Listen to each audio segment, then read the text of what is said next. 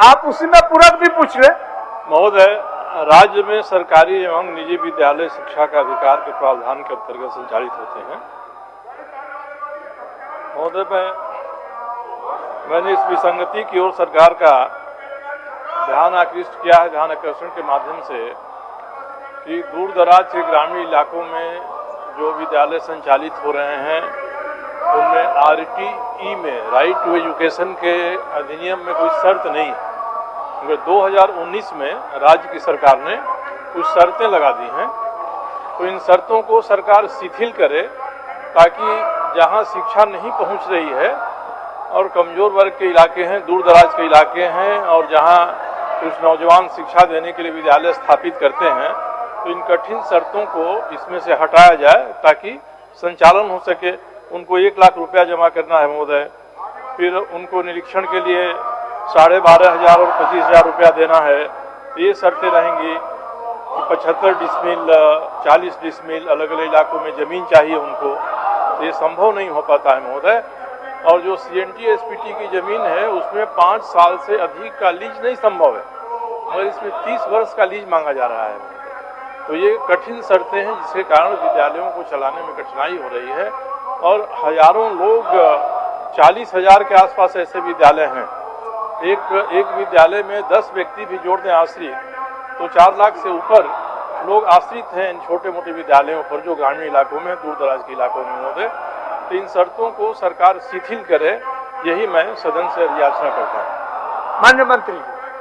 अध्यक्ष महोदय, ये नियमावली 2010 में ही बनाई गई है। राइट टू एजुकेशन की जो नियमावली बनी है 2010 में ही बनी है, 2019 में नहीं बनी है।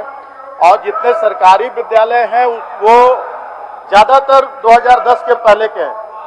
और जो प्राइवेट विद्यालय खोलने का जो प्रावधान किया गया है वो राइट टू एजुकेशन एक्ट में, उसमें बहुत छोटे छोटे शर्त लगाए गए हैं। और जहां तक बताया कि CNT SPT एक्ट में 5 साल का, SPT एक्ट में खास करके 5 साल का लीज का प्रावधान है, तो उसमें संशोधन पर सरकार विचार कर रही है। उसके लिए सरकार कार्रवाई करने के लिए आगे उस पर काम कर रही है। ये मैं सरकार को इसके लिए धन्यवाद देता हूं कि सरकार विचार करेगी। मगर दूर दराज के इलाकों में महोदय सभी सरकारी स्कूल एक ही स्तर के नहीं हैं। कुछ तो इसका मतलब ये होगा कि शर्त नहीं हटाएंगे तो कि बड़े बड़े लोग ही विद्यालय स्थापित कर सकते हैं।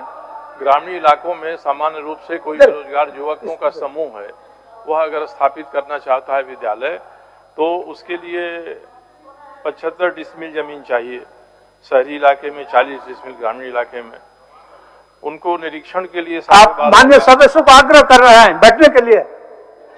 आज बोलिए CP बाबू आग्रह कर रहे हैं माननीय सदस्यों को बैठने के लिए। बैठ जाए। नहीं, बैठने के लिए आग्रह कर रहे हैं। बोलिए।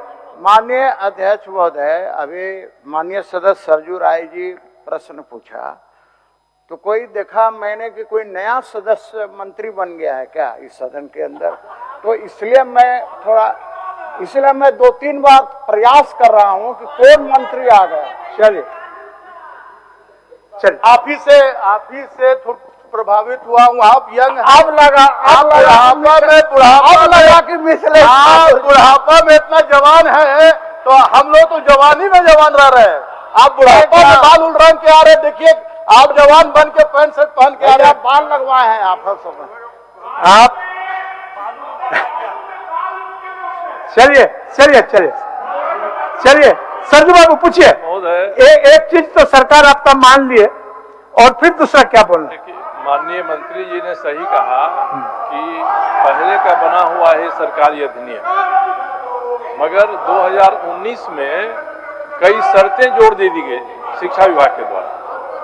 अब इनमें 1 लाख रुपया की सावधि जमा करनी है और निरीक्षण के लिए 25,000 रुपया जमा करना है, जो वापस नहीं लौटेगा, मान्यता मिले कि न मिले। तो इन शर्तों को शिथिल किया जाए ताकि अधिक से अधिक जगह पर जो बेरोजगार युवक हैं उनके समूह को विद्यालय खोलकर पढ़ाने की माननीय मंत्री से। अध्यक्ष महोदय, लगभग हर 1 किलोमीटर पर सरकारी विद्यालय हैं और जो प्राइवेट विद्यालय पहले से चल रहे हैं उनको 3 साल का उनको ये दिया गया समय कि 3 साल में आप अपना जो भी ये नियमावली है इसके अनुरूप आप अपना निरीक्षण करवा लें और जमीन अगर कम है तो उसको बढ़ा लें। 3 साल के नए विद्यालयों के लिए ही, जो नया विद्यालय खुलेगा उसके लिए ये नियमावली लागू की गई है अध्यक्ष महोदय। तो इसमें मुझे नहीं लगता किसी संशोधन की जरूरत है, और जहां संशोधन की जरूरत है उस पर सरकार काम कर रही है। जहां जमीन की बात है, जो पुराने विद्यालयों में और नए विद्यालयों में ये दो तरह की बात क्यों की जा रही है? और सरकारी विद्यालयों में कितने विद्यालय हैं जहां ये सारी सुविधाएं हैं? अधिकतर सरकारी विद्यालयों में ये सुविधाएं नहीं हैं। तो जो निजी क्षेत्र के लोग ग्रामीण क्षेत्रों में चाहते हैं कि हम विद्यालय स्थापित करें, तो उनके लिए कठोर शर्त लगाना सही नहीं होगा। समरूपता किया जाए, सभी में समरूप हो। माननीय मंत्री जी। अध्यक्ष महोदय, मैंने बार बार कह दिया है, माननीय हमारे बहुत सीनियर और बहुत अनुभवी सदस्य हैं माननीय सरजू राय जी, मैंने कहा कि ये नियमावली 2010 में बनी है। उसके पहले अधिकतर सरकारी स्कूल, लगभग 99% सरकारी स्कूल उसके पहले के हैं, तो उन पर ये लागू नहीं होता है।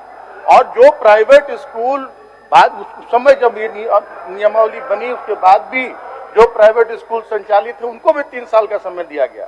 अभी जो नए स्कूल जो स्थापित करेंगे प्राइवेट स्कूल, उनके लिए ये मैंडेटरी है, उनको ये पूरा करना होगा। ये सारा जो भी नियमावली है इसके अनुरूप अपना स्कूल बनाना होगा।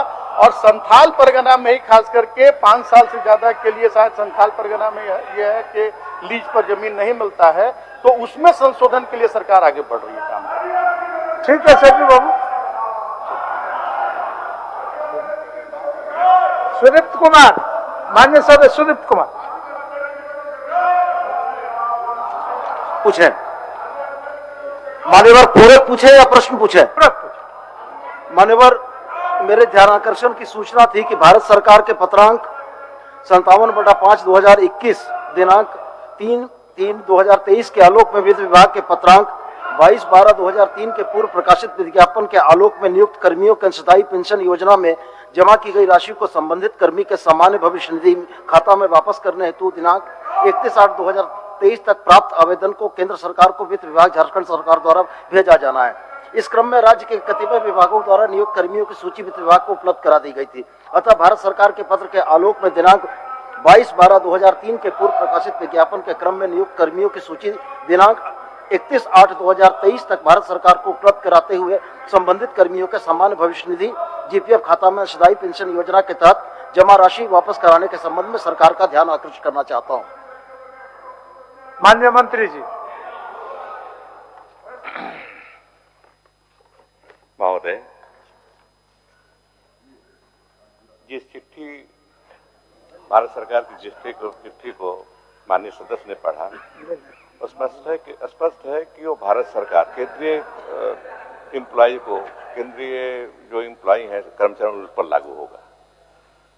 लेकिन यहाँ भी लागू करेंगे, समीक्षा चल रही है। सरकार के स्तर पर गंभीर रूप से इस पर विचार हम लोग कर रहे हैं और उसको जल्दी लागू किया जाए। ठीक है।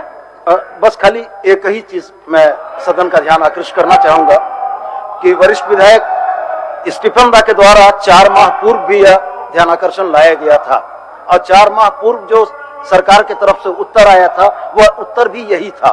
तो बस मैं आपके माध्यम से माननीय मंत्री से एक समयावधि का जिक्र चाहता हूं कि इतने दिनों के अंदर में इसको पूरा कर लिया जाएगा। माननीय मंत्री महोदय, 3 महीना के अंदर। 3 महीने। माननीय सदस्य सुश्री अम्मा प्रसाद जी, पूछ लीजिए। पूरक पूछिए, पूरक। अध्यक्ष महोदय, एक मिनट अम्बा जी बोलिए। जवा जी का माइक। हाँ महोदय, इसका जवाब नहीं आया है, इसलिए समय चाहिए। ठीक, बट अध्यक्ष महोदय, आपका कल आएगा जवाब? कल। ठीक। माननीय सदस्यगण, आज दिनांक 31 जुलाई 2023 को सभा के समाप्ति के पश्चात 74वां राज्यव्यापी वन महोत्सव 2023 के अवसर पर झारखंड विधानसभा परिसर के गेट नंबर 1 के समीप वन विभाग की ओर से वृक्ष लगाने का कार्यक्रम है। आप सभी माननीय सदस्य उक्त कार्यक्रम में सादर आमंत्रित हैं।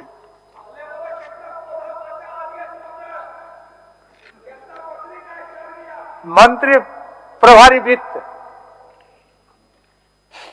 महोदय, मैं भारत का संविधान के अनुच्छेद 203 के अनुसरण में वित्तीय वर्ष 2023-24 के लिए 31 मार्च